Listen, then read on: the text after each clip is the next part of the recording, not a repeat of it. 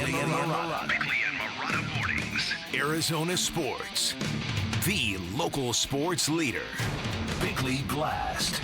If the Suns miss the playoffs, becoming the most expensive failure in NBA history, a heavy price will be paid by many. And fair or not, and whether he likes it or not, Kevin Durant's legacy will take another hit. But last night, KD transcended the sport, leading a spirited comeback and showing the Valley what a real Hall of Famer looks like. So, will it be the last great moment in his 2.5-year stay in Arizona, a parting gift before he gets traded? Or will it mark a beginning of a dramatic playoff push that saves the season? Now, it wasn't just KD last night. Colin Gillespie played with passion and heart, sparking the crowd by giving maximum effort, and he needs to be in the starting lineup from this point forward. And in the fourth quarter, the Suns showed what they can do when they play real defense, when they take care of the basketball, when they make big shots, and when they actually play really hard.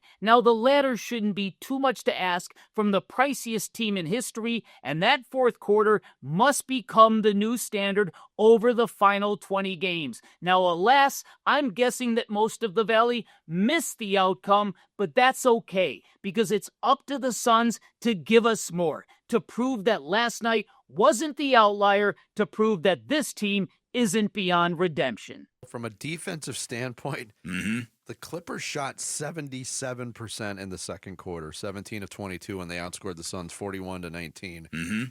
They shot 59% in the third quarter, which was almost an even quarter. Suns shot it pretty well, too, 30-27 quarter for the Clippers. Comfortable lead, 19 points going into the fourth, and that's when the Suns were able to turn it around. And to me, like Kevin Durant talking about, hey, we're recovering for each other on defense. We're playing hard. It was kind of like that C moment. And, you know, me, and I go to the movies that I've seen 100 million times, and I bring them up as examples. Like when Daniel LaRusso gets really upset with Miyagi after painting the house, and then finally Miyagi unveils the plan of what he's been teaching him without Daniel knowing, and there's that, oh, see, it clicked in moment. That was kind of a click-in moment last night. Not saying that Mike Budenholzer has been very Miyagi-ish in his messaging to the Suns and the lessons he's trying to teach, but that was a reinforcement of if you do the right things, this team is capable of playing good basketball. Now, is it sustainable? That's the question. Can they duplicate it? Because they need to duplicate it a lot if they want to get to where they want to go. And where they want to go is not reachable right now. Where they wanted to go at the beginning of the season is a pipe dream at this point. But you hit on it. This team can't afford to miss the play-in. Yep. They I agree. Can't. I agree. They will wear that stigma forever. And like I said, I know Kevin Durant bristles about this legacy stuff, but it would be a terrible look to end his time in Phoenix with that as the outcome. Because as we've said earlier, there's a lot of people who just can't understand why the talent on this team, the high-end talent on this team, has led to the struggles that we have seen, and why some of the most correctable issues don't get fixed. These are the things that make people wonder about how broken is this team? Where is the dysfunction? Who's to blame for it all?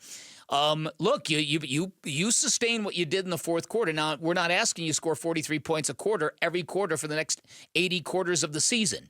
But the fact remains that if you're careful with the basketball and you're disciplined with the basketball and you make good decisions and you play your backsides off, that maybe you can make a run, because Dallas without Kyrie Irving is going to have a hard time staying above water.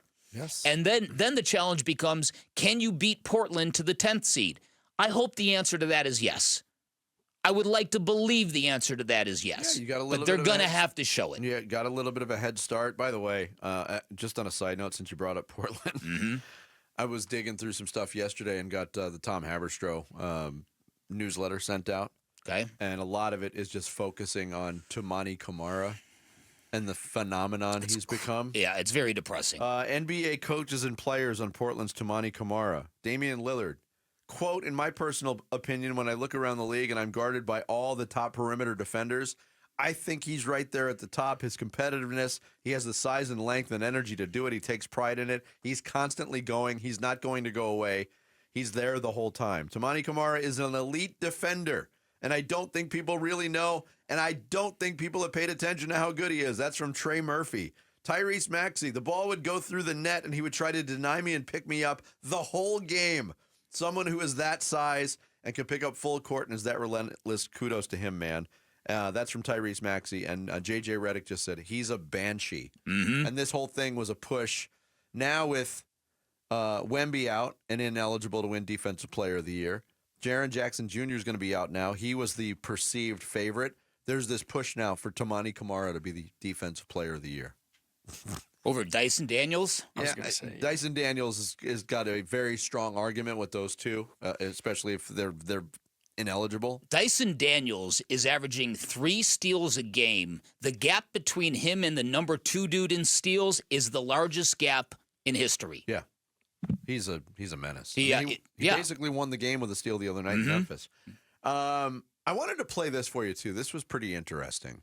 This was before last night's game, and how much of the landscape really truly changes for the Suns and looking to the future, we don't know.